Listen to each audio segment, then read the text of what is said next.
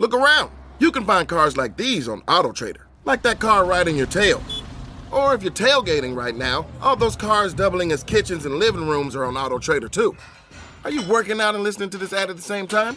Well, multitasking pro, cars like the ones in the gym parking lot are for sale on AutoTrader. New cars, used cars, electric cars, maybe even flying cars. Okay, no flying cars, but as soon as they get invented, they'll be on AutoTrader. Just you wait. AutoTrader. Every Pokemon Episode Ever podcast is now on YouTube. Go on YouTube and search Every Pokemon Episode Ever podcast and click that subscribe button to never miss an episode.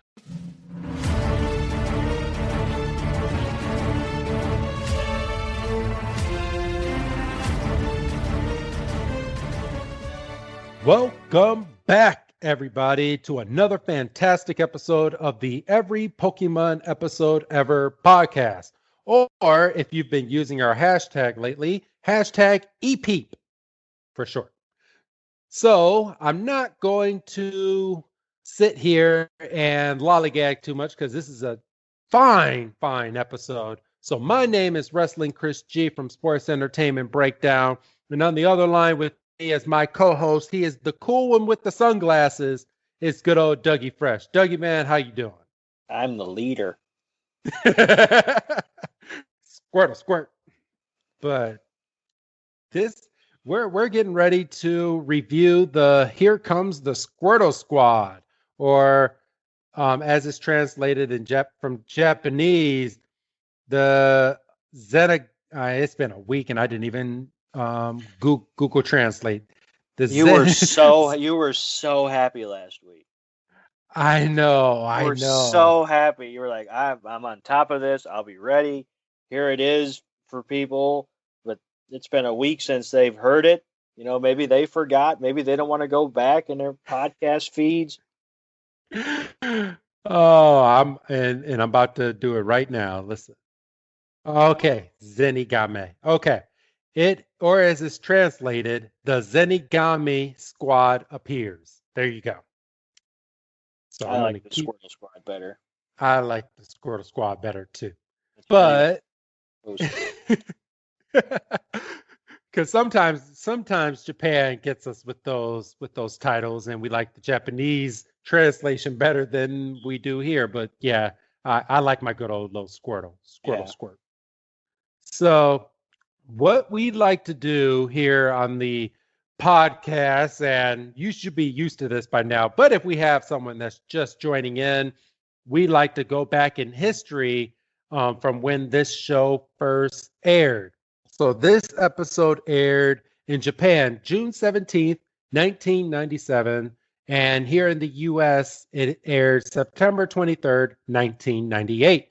And me and good old Dougie Fresh picked two events that happened around this date in different years, not the exact same year, but I have in 1962, ABC's first color TV series, The Jetsons, made its first broadcast. And that's a doozy. That is pretty impressive. You think the early days of cartoons, you think the Jetsons, you think the Flintstones. Obviously you had more Yogi Bear, and then you had, the shorts with, Bugs Bunny and Daffy Duck and all that. But that was the dark era of Bugs Bunny. Well, yeah. Those are the episodes of Bugs Bunny we don't like to talk about.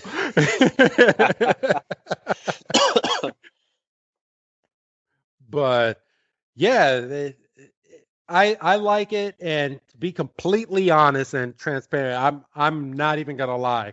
I still to this day turn on Boomerang if it says the Jetsons or the Flintstones or something like that, and I will sit and watch a 15-20 minute cartoon of like the olden day cartoons when they air it on Boomerang. Oh, good shit. Yeah.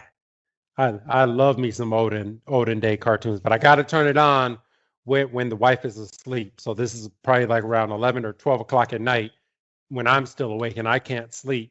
That's when I turn on the good stuff. And I found out every day Nicktoons airs SpongeBob on a marathon from I believe it's like 8 or 9 o'clock Central Time, all the way until like 6 a.m. So Jesus. I always have some SpongeBob to like lean on if I'm up in the middle of the night and can't sleep. Jesus That's Christ. yeah, that's my go-to. I mean, do you remember? Well, we might not remember, but TV shows used to go off at a certain, or not TV networks used to go off at a certain Yeah, point. they did. And I remember the days back when before cable got like upgraded to like all the extra like hundreds of channels that you can get. Yeah. When you had the basics, like you would have Nickelodeon, and then at like 8 o'clock at night, it would make me mad because it would go from Nickelodeon to Nick at Night. And Oh, you weren't a big Nick at Night guy.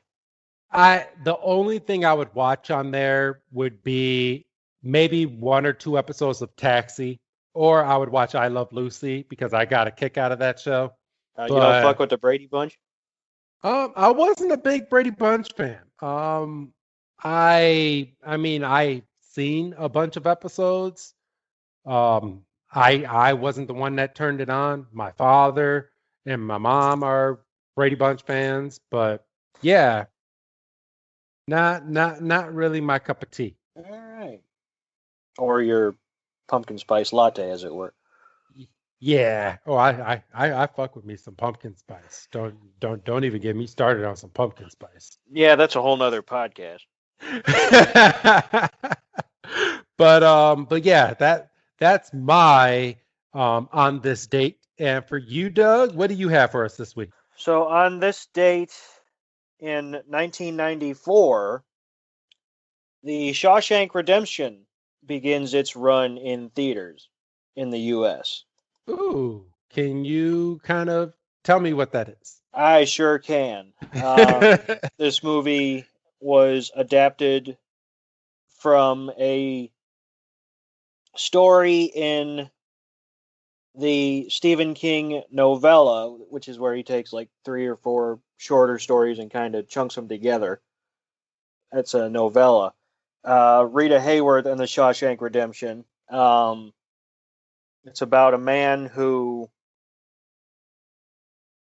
is convicted of murdering his wife and her lover. Ooh. And Okay. is sentenced to consecutive life sentences, to be served together. So, obviously he's in there for fucking life. And he begins to hatch a plan to escape. Now, I'm at a weird spot here where the movie came out in 94. So I don't think I would be in any danger of spoiling anything for anybody. However, this is not a movie review podcast. So I won't go into it, because if I go into it, it's going to be a whole big thing, and we don't have that kind of time. What I will say, in doing my very brief, very inadequate research, and by research I mean Googling what happened on this day, and this being like the first thing that came up. The film had a budget of $25 million. Whoa, back in the 1990s? Right. Okay. And it made back at the box office 58.3. So it about doubled its money. All right, good shit. And my one last tidbit that I wanted to say, because I did find this at the bottom of the article and I was intrigued. This film received 7 Oscar nominations. Holy shit, but how many did it win? None of them. Whoa. But you cut off the back half of my point. I'm sorry. Because it got the 7 Academy Award nominations, which is the most ever by a Stephen King adaptation. But it didn't win anything. Didn't win nothing. Well, damn. All right. But yeah, that's this. The September 23rd was a case of literally punching in on this day, and this was like the first thing that came up on Google. So I was like, all right, I'm sorted, and I moved on to the next one because I knew all I would have to do is open up the Wikipedia. I mean, you know. But yeah. All right. Well, we're getting ready to get into this week's episode. Yes. And before we get into the episode, we like to do the Who's That Pokemon of this episode, which the episode's called Here Comes the Squirtle Squad. So the Who's That Pokemon better damn well be Squirtle, and it was. So damn, I was hoping for Seahorse. I know. It would have made sense. I was thinking about this. It could have been Officer Jenny. Who's that Pokemon? It's Officer Jenny. I was thinking about this, and it might not be as obvious of an answer for next week. Okay. Because I was sitting here, and because we've kind of treated the last two that everybody's heard, Bulbasaur and the Hidden Village and Charmander the Lost Pokemon. And I don't know if I hit those names 100%, but I was damn close. You're close. And, along with, this one that we're doing right now, the Squirtle Squad, we've kind of treated them as like an unofficial trilogy because this is Ash catching his three starting. Catching is generous, but acquiring all three starter Pokemon. The three starters. So we've kind of grouped them together, and in the early days of the show, we've kind of made a joke that the Who's That Pokemon have been rather obvious. Yes. Because they're obviously focusing on a Pokemon, so it's like, oh, gee, I wonder. Now, it's 50-50 on what it could be next week. Now, I think I'm confident in what it is. I'll tell you off air. But there's a chance it could go another way. And I wouldn't be shocked, but I would be surprised. It's not the legendary, if that's what you're going okay. for. Well, then. Because I was like, they could pull some shit, but it's like it's only been 12 episodes. I don't know. Yeah, they haven't gotten that ballsy yet. That's fair because they don't actually officially recognize the legendary. No. Now that I'm sitting here thinking about it, but yeah, okay, that makes sense. Yep, they don't tell you who that figure is. They sure don't. But if you've been playing the game, you know exactly who it is. Yeah. So, all right. So, as I said, the Who's That Pokemon was Squirtle. So, we can go ahead and start diving into this wonder of an episode. Your brand new favorite that you told me off air. Yeah, this is my new favorite. And, I mean, I feel like we're hitting a point in the show where that's going to change like every couple of weeks. Well, wait until we get to the Electric Shock Showdown. Yeah, I mean, I've seen that coming up, and I'm like, well, I'm going to be like, it's going to be like switching every week, which is good, if you're diving into a new show to the point where you want to see what's happening. Oh shit! And I forgot we actually have an actual trilogy coming up. I'm looking at our schedule. When Ash goes to get his psychic badge, that's an actual part 1, part 2, part 3. Well, I'm going to peel back the curtain. We will not be doing a triple record that night. No, we will not. We will cross that bridge when we get to it. Luckily, we have some time. That's episodes 22, 23, and 24. Because, we did do a little bit of I mean, I'm not going to say scheduling, but like we did talk about it. Like we did do a bit of juggling tonight. And in terms of what we were going to do, not only this week, but next week and then the week after. Yeah. So it's just, but yeah, I'm not sitting here for a threefer. I'm not either. Even though what I'm sure once we start recording it, we're going to be like, damn, these are some good episodes because they go deep. I mean, look, if we can say let's start at 7, then we might have a case for it. We might. So, but then that'll be something when the wrestling shows try to pull some bullshit on us, and we're like, yeah, we don't want to record this week. So we'll see. So, all right. So this week's episode actually starts with a nice recap that we don't get every single week, but I'm sure they felt it was necessary since this is the ending of what we're calling the trilogy starters. Yeah, and this kind of lends a little bit of weight behind my theory that this is, I mean, because it is a trilogy, but the fact that they sat here and they said, this is what happened, 2 days ago, this is what happened yesterday. That to me is a through line. That's a connection. Yes. So they talk about Charmander, they talk about Bulbasaur, and now Ash has 2 of the 3 starter Pokemon, so he can stop crying and bitching that he didn't get the Pokemon. He cries and bitches. Oh, I know he does. He cries and bitches. But this is starting to be a theme with this show because after the recap, we go to Ash, Misty, and Brock, and Ash is like he's like doing like a stomp type dance, like a marching dance in front of Pikachu, Misty, and Brock, just being all sorts of ballsy and cocky. And he's humming the theme song. Yes, he's humming the theme song, which the narrator shouts out.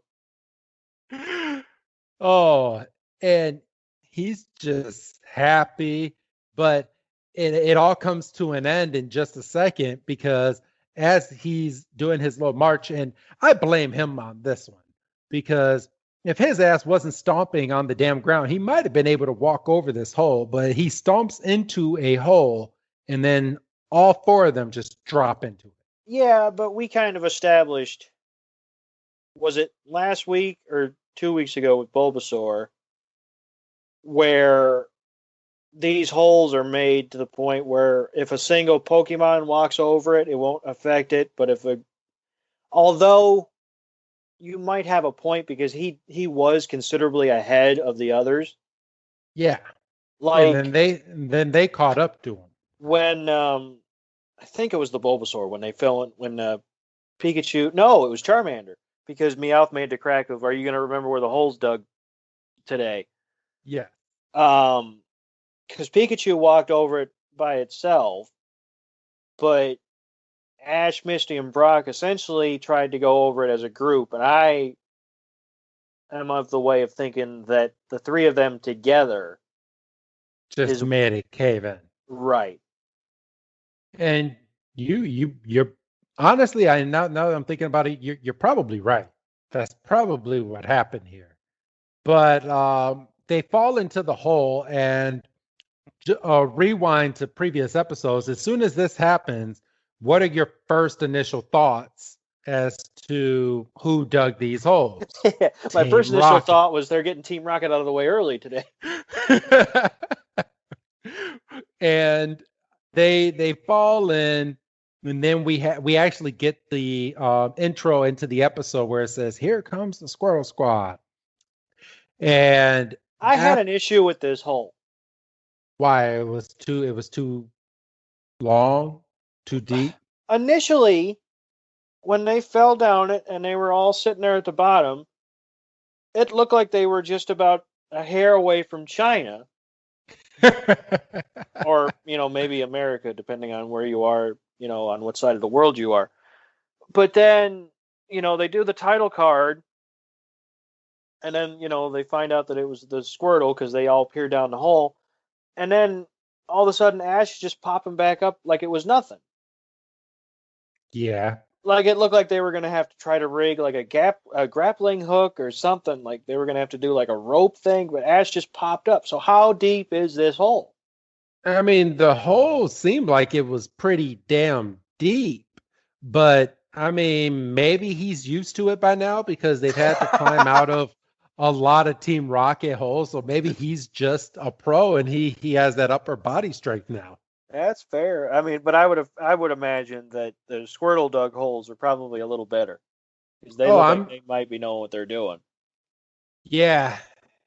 So I mean, and it seems pretty dry out, so I'm sure it was a little easy to kind of grip the hard rock and climb out. But yeah, they climb out of this hole, and when they get out of the hole, Ash is basically like, "Well, what the hell?" And they look, and he looks up, and there's these 5 Squirtles just sitting there laughing, and they all have sunglasses, but the one in the middle has the cool sunglasses. Yeah, you know, the there's a word. The old school gangster like No, I like was trying to think of what you would call the other 4, the flunkies of the group. yeah, the flunkies have the Just regular circles. sunglasses. Yeah. And the one in the middle has the pointy black sunglasses, just looking all sorts of cool. And I mean, you know, if you're, you know, a kid watching them, you go, "Oh, his sunglasses are different. He must be more important." Which, you know, he's the leader. He's the leader, exactly. Call back to the opening. Now, cynical 30 whatevers like we are, we sit there and go, "That's kind of obvious." Yeah. But the show wasn't made for us to be watching it at 30. So it wasn't. I tried to put myself in the mind of, you know, whatever in the fuck, 10-year-old Doug. You were 9. I don't remember. I don't. Well, this was in 98 in September. So yeah, you had just turned 9. Oh shit, yeah, okay. I can't do math. But yeah, I'm sitting there going, 9-year-old Doug would probably think that's pretty cool. And we did. And we did. I still kind of do, if I'm honest with you. Like we wanted that Squirtle with the sunglasses. Yeah, I've got a point I would like to make as we're wrapping this up. Okay. That I've kind of no, as we're wrapping up, like the entire episode as its entirety. Oh, okay. That I've kind of been chewing on since I watched this episode this afternoon. Gotcha.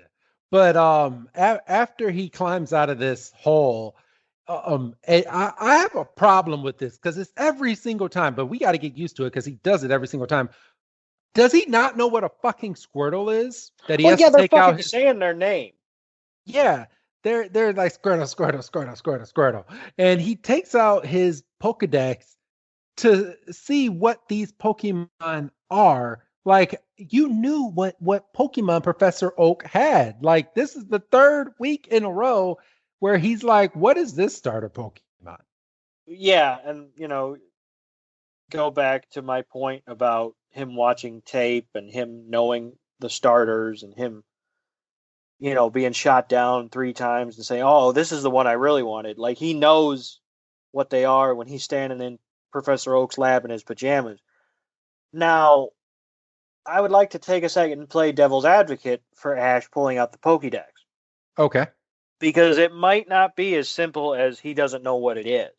He might just be trying to pick up facts. Now, Ash hasn't really shown that the information he's picking up from Dexter's sinking in, but it could just be second nature. He's like, new Pokemon, I know what it is, but, you know, what's an interesting fact, or what's something that I don't know, you know? You know, that is true because Professor Oak did give him this Pokedex to go out and start scanning Pokemon to register their information into the Pokedex. Right. But that's kind of ass backwards because it's telling him what the damn Pokemon is. So what's the point of scanning these Pokemon? Hmm. Besides it being an encyclopedia to tell you what it is. Well, maybe, and I'm reading something in that, to my knowledge, hasn't actually come up. Maybe it's, a digital check mark that okay, I've seen this Pokemon. So maybe if he's down the road a little bit, or if he's in a battle, he can go, oh, I have the information on a Fearow or a Spear. Because I don't know if he actually got the information on a Fearow, but I have the information on a Spearow because they almost killed me once. Yes. Let's look that up. More than once. Well, this is also true. Do not throw a rock. Oh, good. So, but yeah, he has the Pokedex tell him about the Squirtle, and it also brings up that the Squirtle's water gun attack can be very it can hurt. Which, no shit. I mean, they call it's a water gun. Yes. It's a duh. I mean, I understand, but come on now, people. But he gets it in his head. He's like, you know what? If I catch a Squirtle, Gary will be very jealous. So his motion for getting So he doesn't know, obviously. No. So he has no idea that Gary's first Pokemon was, well, Gary also didn't tell him. Because remember, he asked Gary, he said, what is your starter Pokemon? And Gary said, well, if you were here on time, you would have known. It's also true. I'm not going to tell you.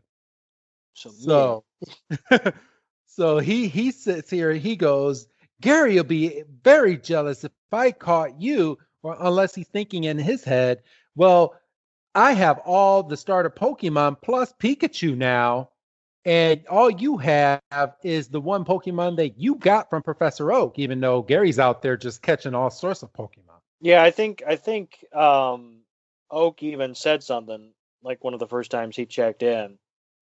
Like my nephew Gary's caught like 16 Pokemon or something. Yeah. Maybe not 16 at that point, but it was something up there. I think he caught his first 6 Pokemon. 6. That's he Gary or Professor Oak bet Gary that Ash will have at least 6 Pokemon by the time he reached the second city, but he only had 2. Right. So, but yeah, it's at this point that he challenges Squirtle to a Pokemon battle, which was not a good idea. Well, first, before we get into the actual, X's and O's of it, we get this really cool shot of the stare down between the leader Squirtle and Pikachu, and it's backed up by this. It's Western music, is what it is. Yeah, and it's this really cool, like back and forth, like stare down, and it's like that was cool. Well, I think that might be a little later in the episode. No, it was this point. I'm looking right at it. Oh, gotcha. Let me see. Oh, actually, okay. This is what happened. So, Pikachu goes into battle and goes in for a thunder shock, but one of the Squirtles walks in front of the leader to take the shot for the leader and gets fried. And at that point, Pikachu and the main leader Squirtle have the stare down. Oh, was I Yeah. a step out? Okay. Yeah, it just a step. Oh yeah, okay, I was. Okay, I could have sworn. I mean, it would have worked either way. Oh no, and I'm not calling you out. I just because I wanted to make a point that this is the leader of the Squirtle Squad because one of his teammates took the thunder shock for him, right, and completely got fried. Which they don't. I mean, obviously they only have, by the time the episode actually started, I think they only had like 18 minutes because they used up like 30 seconds for the theme song, and then they used up like a minute and a half for the goddamn recap. So that's just a minute and a half, or you don't have to use new footage. So by the time they actually got into the episode where they're walking, you're already down a couple minutes, so you don't really have time to flesh it out. But I would have liked to have seen at least maybe one other instance of these lemmings taking a bullet in a respect for the leader. I mean, it was a really cool, like, where he stepped in and just took all of that thunder shock, and you could tell that the leader, he wasn't like, oh well, that's just one guy down. Like, he cared that his guy got hit. Yeah, because we haven't gotten that far yet, but these Squirtles care for each other. It's like an actual like a gang. Like they care for each other and their family, but everybody else is basically exiles. Like we don't give a fuck about anybody else. Yeah, and there is, a clear hierarchy, obviously, with the sunglasses, which, there doesn't. The one thing I do like is that there wasn't like a moment of tension where one of them stepped up to the one with the cruel sunglasses and was like, you motherfucker, and then got smacked down. It was just, no, he's got the cool sunglasses. He's the leader. He's the priority. Well, not the priority, but he's the one that stirs the drink. Yeah. And at this point, after the stare down between the main Squirtle and Pikachu, the rest of the game, the other three, pick up the now fainted Thundershocked Squirtle, and they all just run away. Yeah, they're gone, including the leader.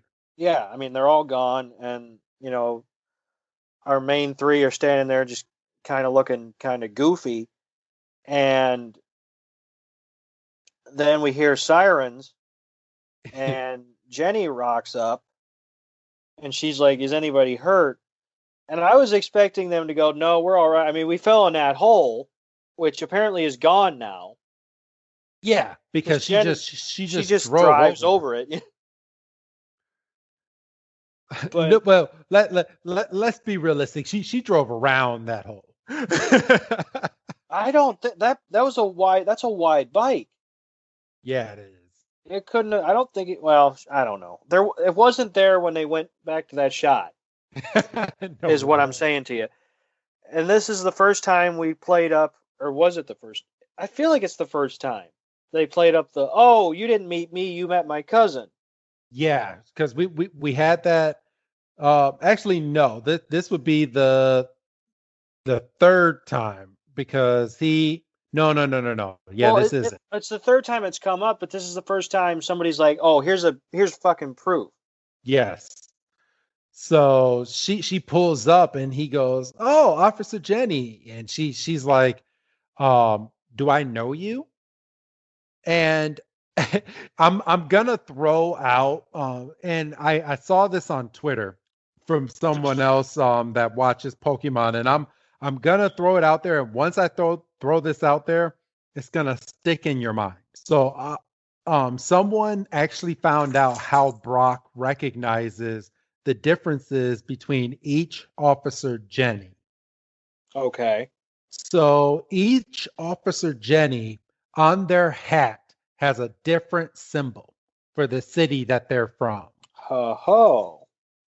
So, like there'll be a Jenny with a circle on her hat, or the one that we have right now is like, what would you, what kind of, like a ninja? It's like a ninja in the form of a ninja star, but it's gold. Oh, okay. I'm actually getting. Yeah.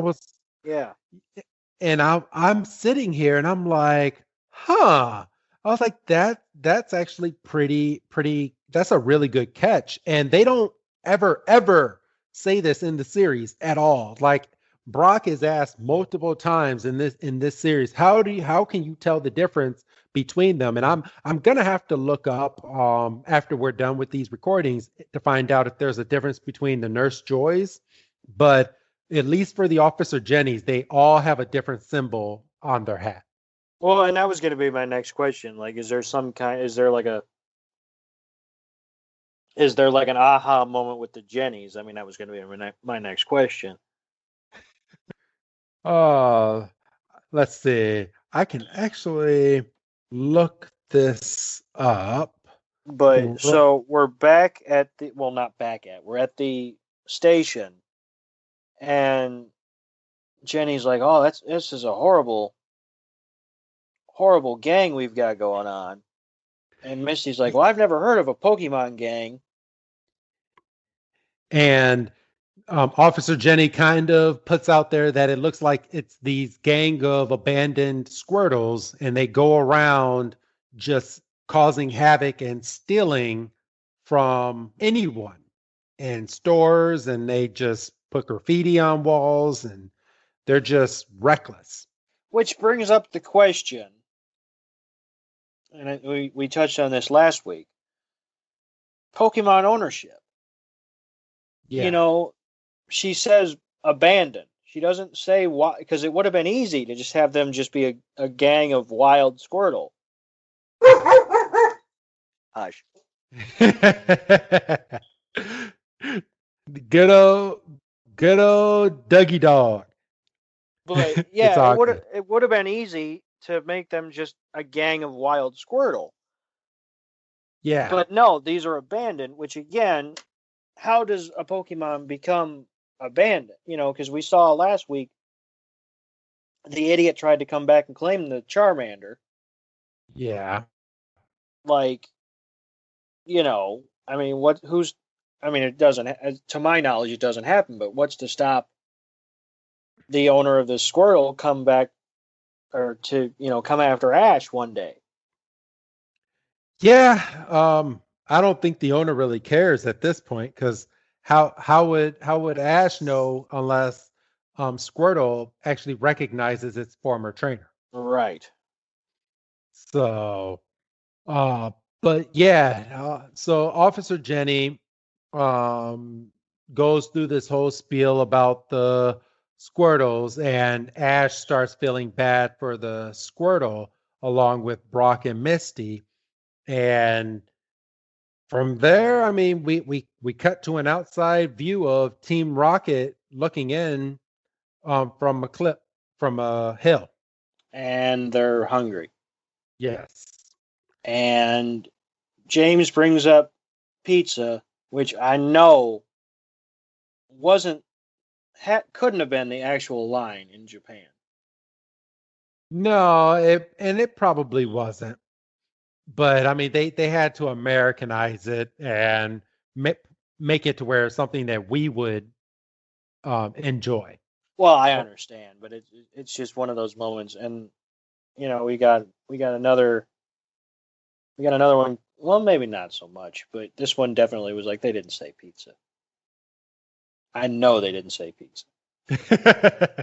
I want some. Oh no, I was about to say I want some rice or or some sushi. Sushi, I think, would be the. But yeah, I mean, I could see James saying he's sick of sushi. Yeah, sick of sushi or rice balls, because Brock loves to make rice balls. Yes, but those get Americanized into donuts, don't they? Yep. I mean, which, don't get me wrong. You hand me a rice ball, you hand me a donut. I'm going to eat either one of them. I know. Have you ever had a rice ball? Not a proper one. Oh, they're good, especially if you put some gravy on it. Man, just good. But now, wait a minute. And I know this isn't the show, but fuck it. When you say gravy, brown gravy, do you mean you mean like you're putting mashed potato gravy on a proper rice ball?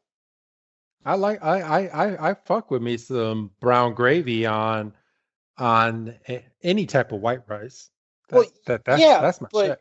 I mean, but if it's a proper, like, decently made rice ball, like, you don't want to kill the flavor of the rice ball. I mean, I'm talking a little bit of soy sauce, maybe. Yeah, maybe a little bit of soy. I can do some soy sauce on it, or I mean, they typically don't put a bunch of butter on a rice ball, because that would just make it messy. So yeah, I mean, I can do soy sauce or I can do gravy. I mean, if I'm at home and I'm just sitting at home and I'm not at a restaurant, I mean, it's gravy. But if I'm out at a restaurant or something, yeah, I'll put some damn soy sauce on it, because that's just good. Yeah. So, Meowth and James are starving, and Jesse's like, we need to focus. This is ridiculous. And then, her stomach growls, and when her stomach growls, then it's time to eat. Yes. Which, she's the leader. Because she just smacks the mess out of James and Meowth, and James has a nice little welt on his face from this slap. Yeah, well, James deserved it.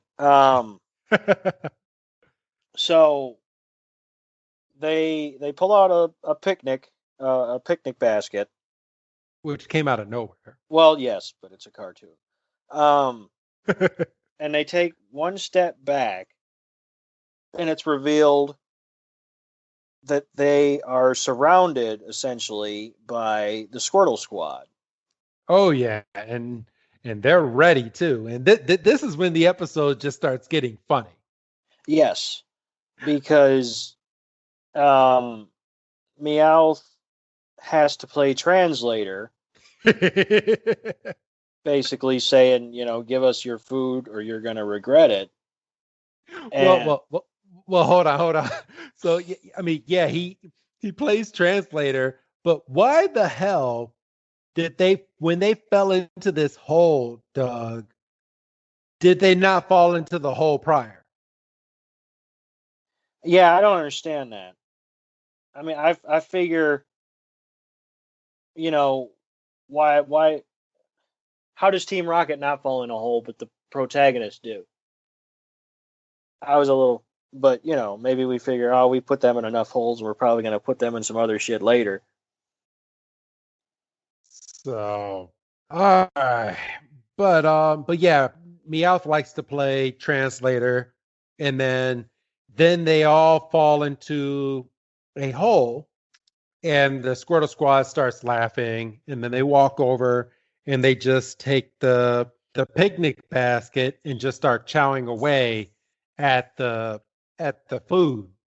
And this is when it starts getting even funnier, because Meowth there's a rice ball right there. Yeah, and that's when James is like, they're eating all the jelly donuts and the eclairs, and one of the Squirtles has one of those jelly donuts, and I'm like, motherfucker, that's a rice ball. Yeah, it is. And I mean, don't get me wrong, I fuck with one of those jelly donut or whatever you call it, but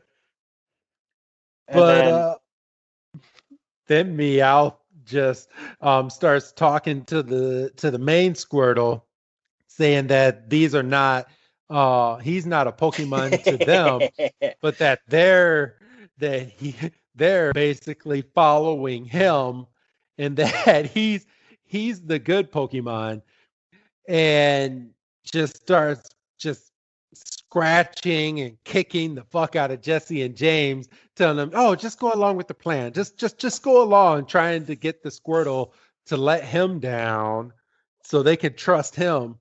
And then Meowth just starts eating the damn food in front of Jesse and James. Which, I mean, to be fair, right? If you're a they're not wild, but they are abandoned, so they're basically wild.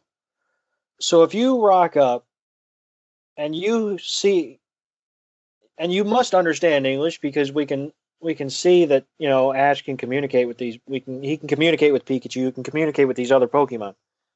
So Pokemon understand English. So they rock up and they see a Meowth clearly speaking English. They're gonna assume that that's Meowth must be of some importance. So if the Meowth says, "Well, I'm actually the brains of the operation," Squirtle's probably going to believe him. Yes. So, I mean, he's not necessarily talking out of his ass. Actually, and I have the answer to our question about the Nurse Joys, and this doesn't really help. So you don't. Well, I do, but I don't. But I guess later in the series, each Nurse Joy has a badge on their upper on the left side of their nurse outfit that has a different symbol to show that each nurse joy is different, just like the officer Jenny has a different symbol on their hat. I But see. it looks like that doesn't actually start taking place for a while, actually. Well, So they weren't as creative. Oh, actually, yes, they were. The Nurse Joys, every single one of them on their hat has a different color. I mean, the color is a white little hat, but the cross is a different color for each city. oh, There we well, go. shit. Okay. Yes. So that's how it started off, and then I guess in the new Pokemon and Pokemon Journeys, they all have different symbols. So we'll get into that like 10 years down the line if we're still doing this. Hooray. So So yeah, so Meow, is kind of like, go along with the plan. I got to get him to trust me. And then, we leave Team Rocket for a while. And then we go back to the main three, and they're kind of relaxing on the shore. Misty's fishing. Looks like Brock's asleep. And Ash is just kind of doing Ash things. yeah, And Ash is just sitting there, and out comes Squirtle. yeah, and it's one of the lemmings. He kind of pokes his head because Misty, is distracted because she thinks she's got a bite, and the little Squirtle pokes his head up and just goes "Wah!" and just fucking covers everybody. In just water. And well, thankfully, and Pikachu is mad, and once again does a thunder shock without taking stock of its environment, and the Squirtle gets away, but everybody else gets fried because their clothes are soaked. Yes. So there goes Ash's second attempt at trying to catch a Squirtle, just not having any type of luck. Yeah, really. And then, actually, the Squirtle doesn't get away. The Squirtle jumps out of the water. I'm way off. The Squirtle gets out, so they try to have another proper battle. But the Squirtle uses its shell as a weapon. And starts twirling itself. So basically, it's like a twirling skull bash. I don't even know what this move would be called, but hits Pikachu into the water. Yeah, and Pikachu's dealt with. Yeah, he does. Pikachu just gets knocked the fuck out into the water, and then from there we see a Goldeen just get all sorts of happy that there's a Pokemon that's not supposed to be in the water, goes over and just pokes the mess out of Pikachu. Essentially harpoons him because Pikachu goes flying. Yes. And he is out for the count, and then, come to find out the Squirtle squad have ambushed. You see, and now if there was a damn Goldeen coming after me and I was Pikachu, would you not have just shocked the water? Well, yes, but isn't Pikachu kind of rendered moot in the water? True. Yeah. So yeah, and then the squad comes out, and they tie up our trio, and essentially just kidnap all of them. Basically, because the next thing we know, they're in a cave, and Meowth is still playing the mob boss, and he's kind of taunting Ash, and Ash bites his tail, and he gets fucking scratched for his trouble. Yeah, he does. Like you're already tied up, and Meowth is free. Like what came across in your mind to even bite Meowth on the tail? If you poke at me, I'm gonna. If all I can do is bite you, I'm gonna bite you.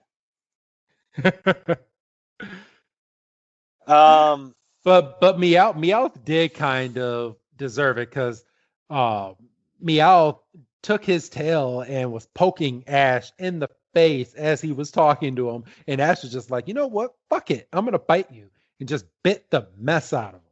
But Yeah, he brought it on himself. Meowth can't taste good. No, No.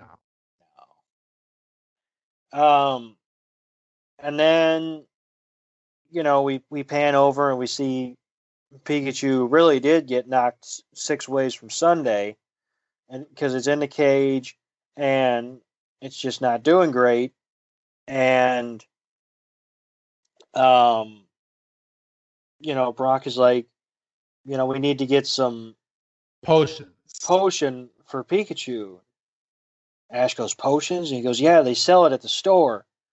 And And that's a hint. Like how I'm sorry. How has it been months that he's traveling and he doesn't know what a damn potion is? right. I'm sorry. But Well, we're also a couple episodes away from him essentially being confronted with the idea of forced evolution, true. which hasn't come up. Because all his Pokemon, well, I guess I should say his Caterpie basically evolved on its own. Yeah. But But he kind of has a heart-to-heart moment with the leader of the Squirtle Squad. And basically the Squirtle Squad says, you have until the sun comes up. And if you don't come back by the time the sun comes up, your friends are going to get it. So I'm going to show you compassion. You can go get this potion. But like I said, if you're not back, your friends are getting it. yeah, but all things being equal, it's kind of low stakes. Don't if you're not back in time, we're gonna dye Misty's hair purple. Yeah. It's like, yeah. So if I'm a little late, try something new. But I mean, that was just me sitting there watching it. I mean, dying, being threatened with hair dye doesn't do anything for me. No. I mean, I've done it before, and it looked like I killed a Smurf. I didn't care. I knew I was getting a haircut. But I mean, in Ash's head, Ash is thinking the worst, because as we'll get into a little bit further down the line. But he legit thinks that the Squirtle are going to hurt Brock and Misty. Well, this is true. So poor Ash is booking it into town, and he trips because he's clumsy, and then he's got a little rail car. And then he finally makes it to the general store. And we have a cameo. And we have literally a blink and you miss it moment with Gary as Gary goes out of the same store and absolutely wallops Ash with the door. And knocks him out. And we have to assume that he's lost like hours at this point. Yeah. And so he kind of wakes up in a daze, and he goes to go in to the store, only to find out the Team Rocket have already been in there. Well, hold on. So we kind of passed the moment. So after he gets walloped, we go back to a scene inside of the cave with Misty, Brock, and Pikachu with the Squirtle Squad, and they're all just sitting there, and like they're concerned about Pikachu because Pikachu's not doing well at this time, and Brock's sitting there trying to help Pikachu by giving him confidence and saying, "Come on, Pikachu, you got this. You're gonna pull through this." And you can see Meowth is in the corner just going, "Oh shit!" Like Pikachu is dying, and I'm a part of this. Well, yeah, and I think because obviously Meowth is despicable and he's evil, but I think there is, pardon me, there is something to be said about Pokemon code. Yeah. I mean, and obviously Meowth is the only one that can actually verbalize, what it would mean, because he can speak English, but it's established. We've seen a couple instances, and we're going to continue to see instances with Ash having a connection with his Pokemon.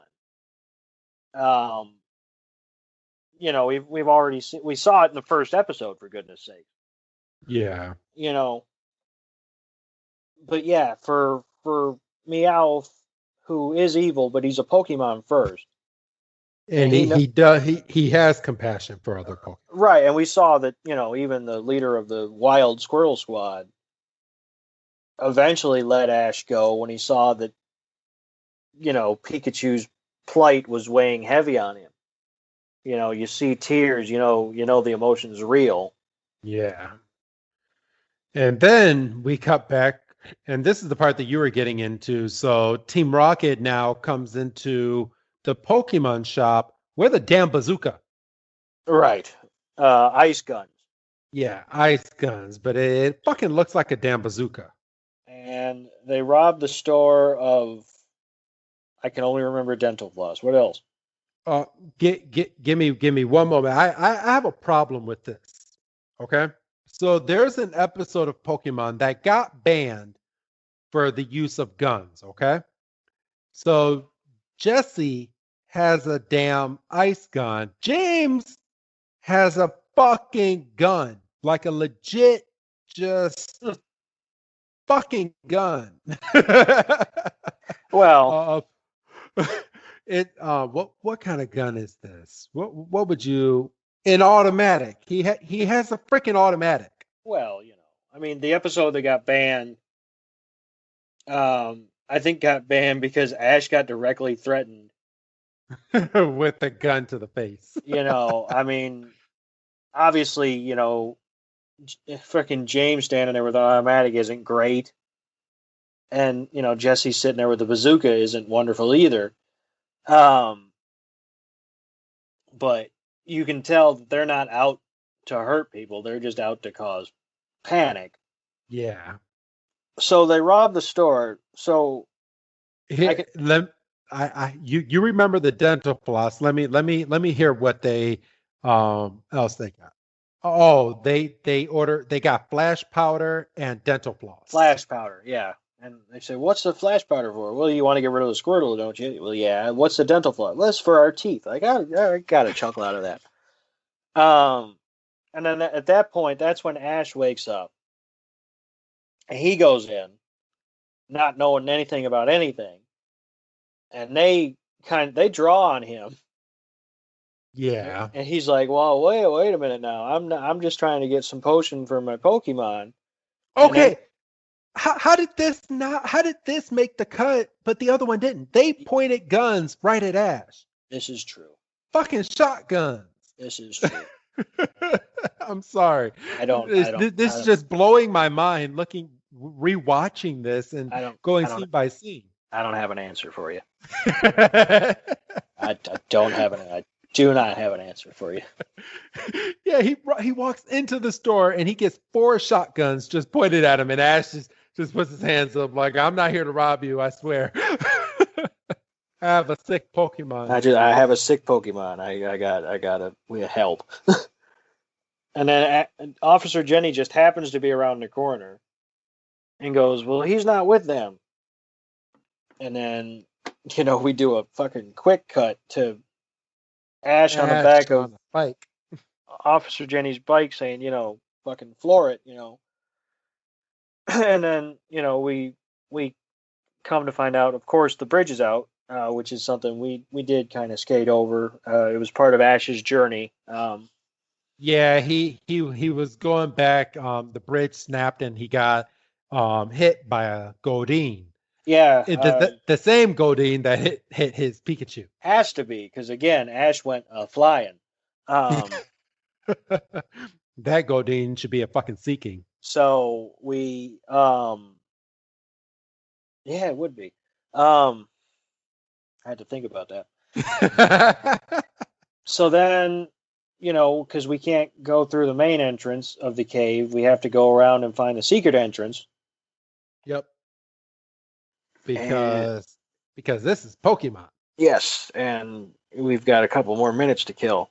Um, But at this point, Jesse and James are flying over the bridge, and they're putting together the flash grenades that they have found. yes, Not found, but that they had just stolen from the shop. right. And so they're putting those together, and then we cut to Ash saying, "Well, it's kind of dark in here. I don't know how I'm going to be able to see anything." And then he's like, "Oh, I conveniently acquired a Charmander the other day." And So lead the way, Charmander. he's happy. And then Ash goes to where they were, and they're not there. The ropes. So he's thinking the worst. He thinks that he missed it, and that Misty and Brock and Pikachu are now just gone. Yeah, and then we hear Misty scream, and like you said, that's when Ash gets the picture of in his head of Misty falling down a pit. But then he just walks out, and they're just standing right there. And Brock's got Pikachu, and they put some of the potion on, and Ash makes a crack about Misty's hair still being red. And pardon me, that's when we see Team Rocket again with the smoke bombs and the theme song. And the Squirtle Squad does not take lightly to this, because they just helped the humans, and now the humans are attacking them again, which is not a good sign for the Squirtle Squad. No, I mean, their heads are all on a swivel.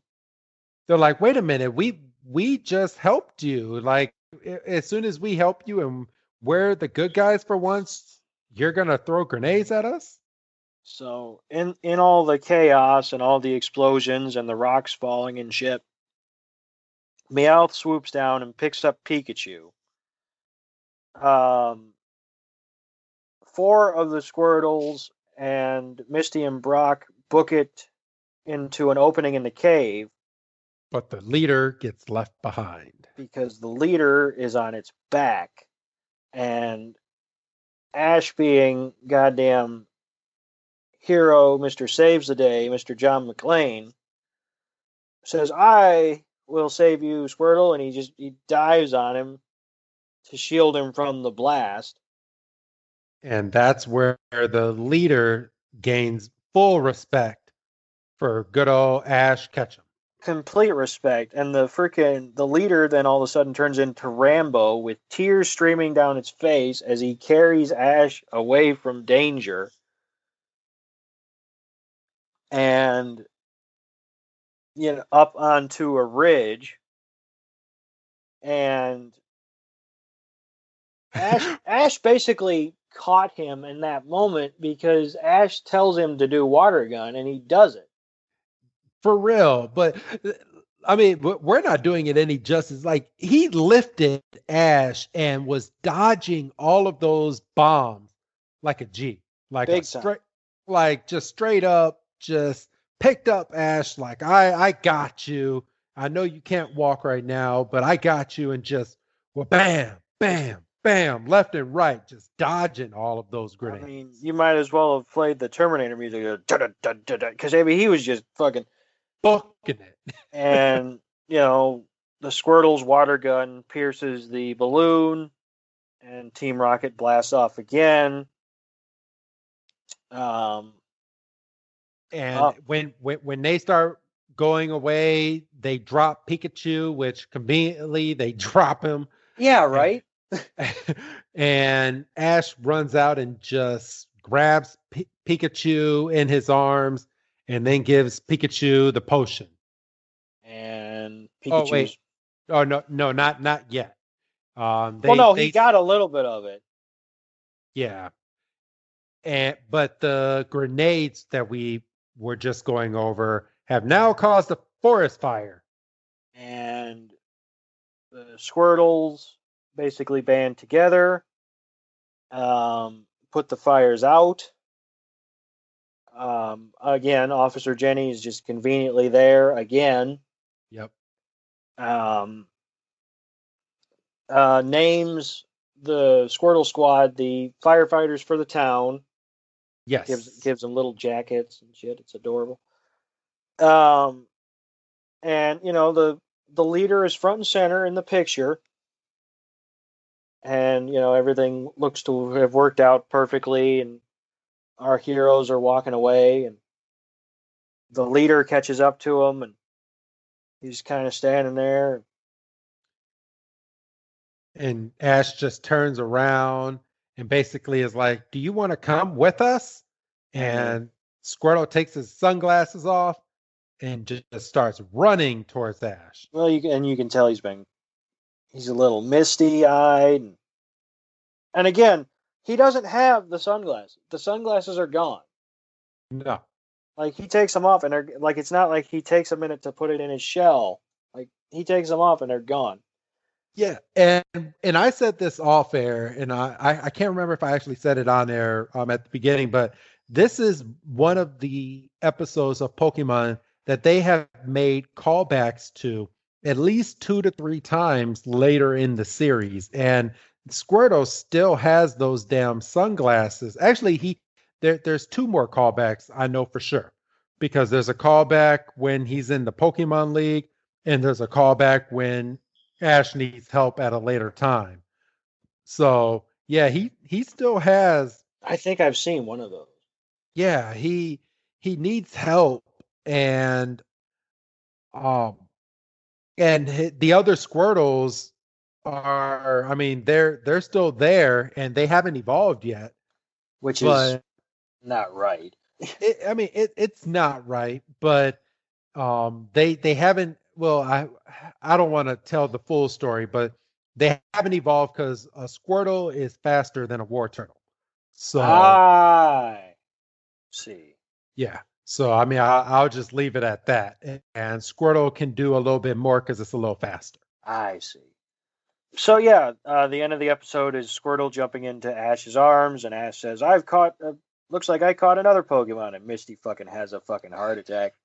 You didn't catch him. He chose to come with you. And by the way the next episode starts, she doesn't stop having that heart attack until we're into the next episode.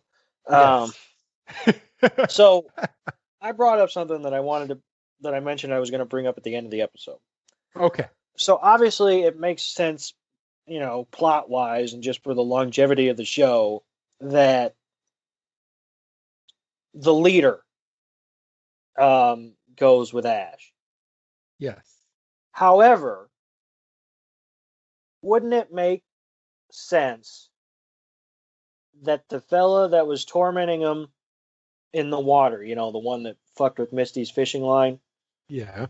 Wouldn't it make sense that they're getting ready to leave and the Squirtle Squad has their little jackets and they're saying goodbye? Wouldn't it make sense that the leader says, "Hey, I've seen you lately. I can tell that you have designs on battling. I've seen that spinning shell move. I can trust this fella. He saved my life. Go with him. I'll see you again." Yeah, but he did keep the sunglasses. Well, apparently, but we don't know that. we don't. I don't, and it's not a major thing. It was just something I was thinking about. Because now that the leader is gone, who's the leader? Who was 1A? There is no leader. Well, no, somebody has to be a leader because somebody has to have the cooler sunglasses. There is no leader. They're all firemen now. They're all firemen. I don't know. Little things I can think of when I have too much time to think. Oh, it's too good. But yeah, this was a fine episode, Doug. Yeah, this was a really good one. Like I say, it's my current favorite of the ones that we've watched. like I say, I think we're getting to the point where that's going to change every week or so, every couple of weeks. Because we got a couple down the pike where it's like, this is a good one. So, the Squirrel Squad being my favorite episode, it's cool for the moment, but it's going to switch a lot. Yeah, it is. So, all right. Well, do you have any last minute thoughts on this episode, Doug, before we set off into the sunset for next week's episode, which is titled Mystery at the Lighthouse, or as it's translated, Masaki's Lighthouse? Once again, I prefer Mystery at the Lighthouse. No, I mean, this was, like I say, this was a great episode, a great way to end the starter Pokemon trilogy. Ash has 6 now. He's got a full clip. Yeah, I mean, if he would quit dicking around and falling in holes, he probably should have like 2 more badges. If he didn't have a fight with a guy that wasn't even recognized by the Pokemon League, he'd probably be further on. But fucking hindsight. Oh wait, like I said, yeah. I mean, if this is throwing you through a doozy now, wait until we get to the Orange League. No, the Orange League is a little. I mean, it's better, but I remember that being a little more straightforward. Yeah, that was straightforward. But the one I'm on right now, I was just watching it earlier today, and I'm on a whole brand new season of Pokemon because it went from Pokemon Advance to Pokemon Advanced. I think it's called Advanced Heroes. Hold on, I can find out right now. So okay, so he's in the Johto.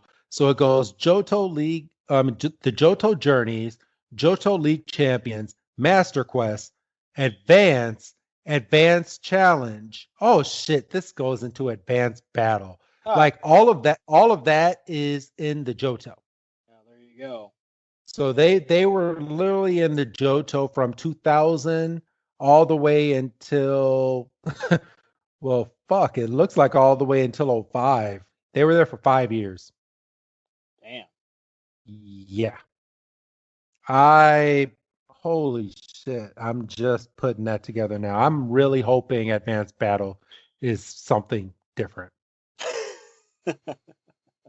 I really hope, because where I'm at right now, I think Ash only has 4 badges. Oh, he damn. He needs 4 more. Like these seasons need to end. Oh my gosh. I want to see the championship battle so bad, but they really know how to drag out these seasons. Holy shit. Gosh. Yeah, you got to keep the kids coming back. I mean, I guess so, but damn. Like, all right.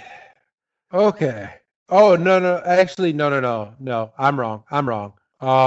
Indigo, Orange Islands, Johto League Champions was where they did the Johto League. He's on Master Quest, which is in the Hoenn region.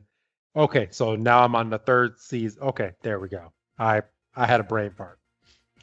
So there we go. Yeah, he's on his 3rd. He's on his 4th league championship, trying to get the badges. So there you go.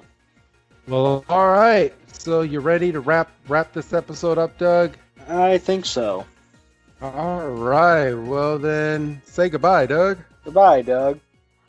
And this is Wrestling Chris G telling you that you better tune in next week, because next week's episode is a doozy and it has another legendary Pokemon. Next week, we enter the Mystery at the Lighthouse. So have a good night, everybody.